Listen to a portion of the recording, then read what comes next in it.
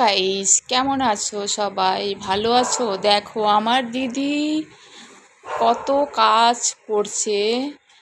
আরে বাবারে, আমি দেখাচ্ছি দিদি কি কি করছে।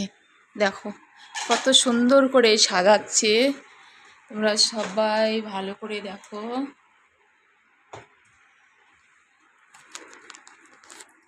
এটা হচ্ছে আমার দিদির কাচের জিনিস। এগুলো কত ভালো লাগছে দেখো। ভালোবাসা লাগিস আই মাই লাভ।